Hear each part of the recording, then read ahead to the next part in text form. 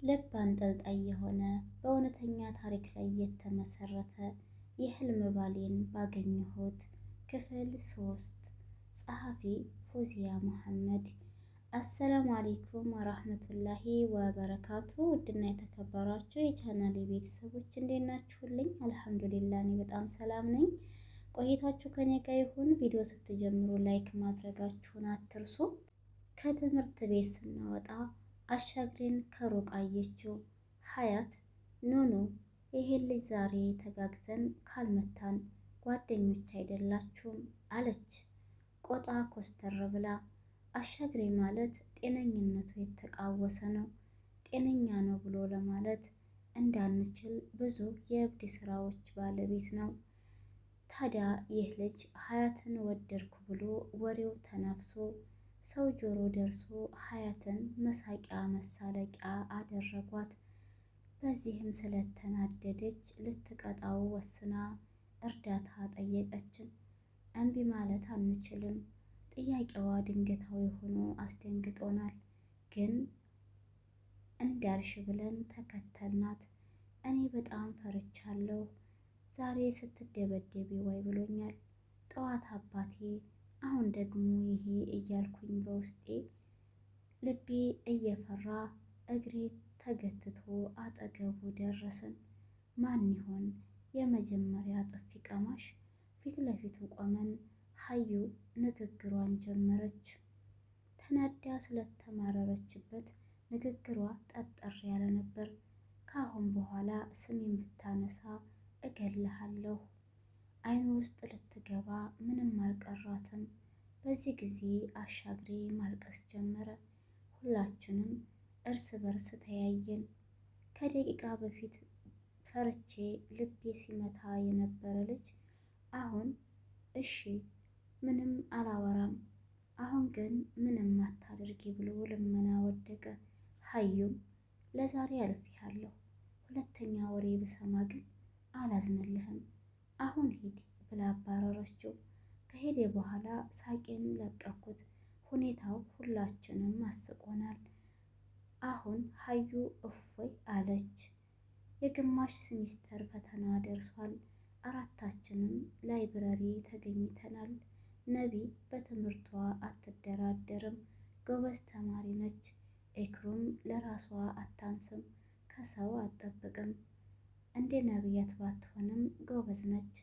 እኔና ሀዩ ደግሞ ትምህርት ብሎ ነገር አይሆንልንም። ብቻ አላህ ነቢያትን ሰጥቶናል። ከአምሳ ከነቢያት እየሰራን አጠራቅመን ፋይናል ብዙም አንጨናነቅም። አሁን ማንበብ መልመድ ያለባችሁ፣ ቀጣይ ወደ ዩኒቨርሲቲ ነው። ስለዚህ አሁን ተለማመዱ ብላ ተቆጣችን። ግን ማንበብ አልለመደብኝ ነገር ጨነቀኝ፣ ተቁነጠነቅኩ። እናንተ ግቡ። ፊቴን ታጥቤ መጣሁ ድብርት እንዲለቀኝ ብዬ ወደ ቧንቧ ስሄድ ሀዩ ጠብቂኝ እኔም ጠምቶኛል ብላ ተከተለችኝ። ኢክሩ ነገሩ ገብቷታል፣ ሳቀችብን። ነቢ ግን ተቆጣች። አዎ ቀልዱ፣ ዋጋ የምትከፍሉበት ቀን ቅርብ ነው ብላን ተያይዘው ኢክራም ጋር ገቡ። እኔና ሀዩ ውጭ ቁጭ ብለን የቆጤ ባጦን ስናወራ ቆየንና በመሃል ራህማ እኮ ባሏ ጋር ተጣላች አለችኝ። ራህማ ማለት የሀዩ አክስት ነች። ምን ነው? ምን ሆኑ?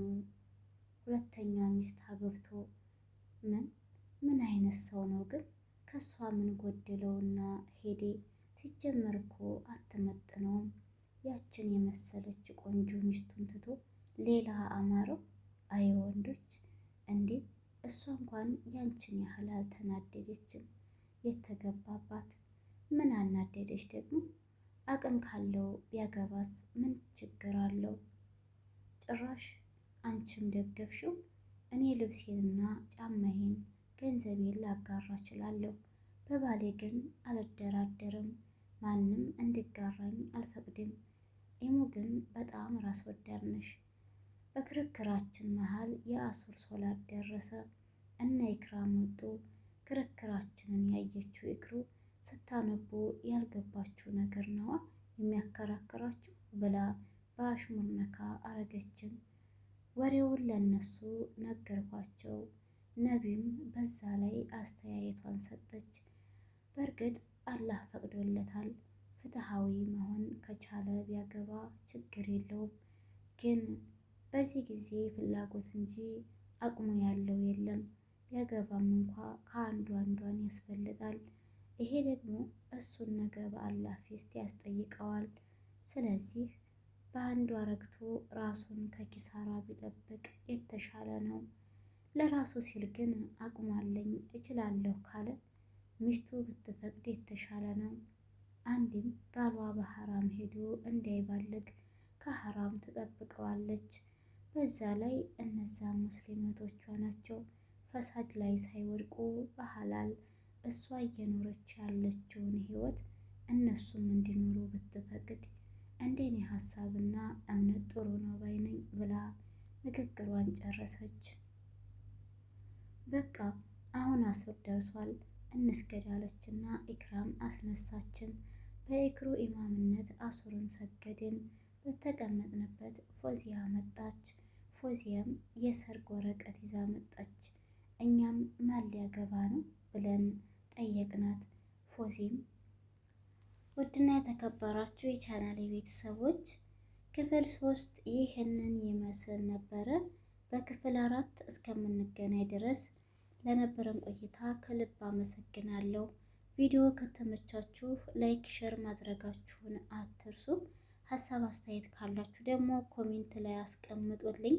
አስተካክል የምትሉኝን ነገር ለማስተካከል ዝግጁ ነኝ። ምክንያቱም የእናንተ አስተያየት ለእኔ እጅግ በጣም ስለሚጠቅመኝ ነው ማለት ነው። በተደጋጋሚ ኮሜንት ላይ አስቀምጡልኝ የምላችሁ ሀሳብ አስተያየት ደግሞ ለእኛ በጣም ነው የሚያበረታን። እናም በቀጣይ ክፍል እስከምንገናኝ በያላችሁበት ሰላማችሁ ብዝት ትርፍ ይበልልኝ እያልኩ ለነበረን ቆይታ አመሰግናለሁ። ማምጣታችሁ ካልቀረ ግን ላይክ አድርጉ ማሮቼ፣ ፍቅሮቼ፣ አይከፈልበትም። ላይክ ምንም የለም። እናም ላይክ አድርጉ አበረታቱ። ቻናሌ በጣም ነው የቀዘቀዘው ነው የምላችሁ። ስለዚህ የእናንተ ድጋፍና እርዳታ ያስፈልገኛል። ሼር አድርጉልኝ፣ ሼር ማድረግ የምትችሉ እንዲሁም ላይክ አድርጉ። አይከፈልበትም። እንደው ማምጣታችሁ ካልቀረ ለምንድን ነው ላይክ የማታደርጉት ግን? ወይንስ የላይኩ ምልክት አይታይም? ቆየን የቻናል እኔ እኮ ግራ ገባኝ። ምክንያቱም ላይኩና ኮሜንቱ በጭራሽ ነው የማይገናኘው። ኮሜንቱ ብዙ ነው፣ ላይክ ግን የለም። ወይንስ ላይክ ይቀንሳል? እኔ ግራ እየገባኝ ነው ያለው። የእውነት ነው የምላችሁ። ላይክ አላቅም፣ ብቻ ላይክ ሳታደርጉ ነው የምታዳምጡኝ። ኮሜንት ደግሞ ያለው ኮሜንት አለ፣ ግን ላይኩ ጭራሽ የለም።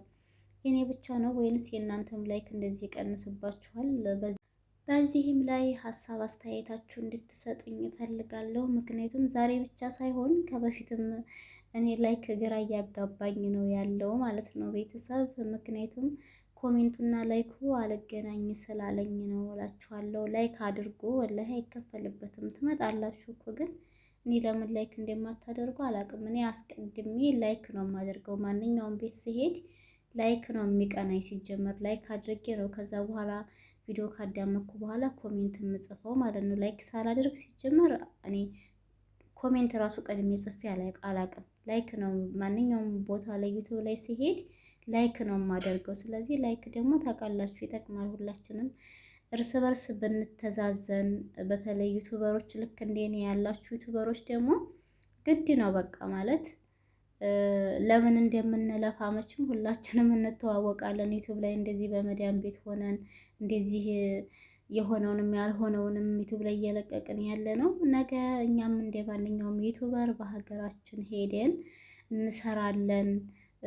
በቃ በዩቲዩብ ሰው እንደተቀየረው እንደው እንደ ፌመሶች እንኳን ባንሆን ቢያንስ እንደ አቅማችን የሆነች ነገር እናገኝበታለን ብለን ነው አይደል? ስለዚህ ዩቲዩብ ያላችሁ ደግሞ ትረዳላችሁ ብዬ ነው የማስበው። ዩቲዩብ ያላችሁ ናችሁ እኔ ጋር የምትመጡት። ስለዚህ ለምንድን ነው ላይክ የማታደርጉት? ወላሂ ላይክ አድርጉ እንዴ!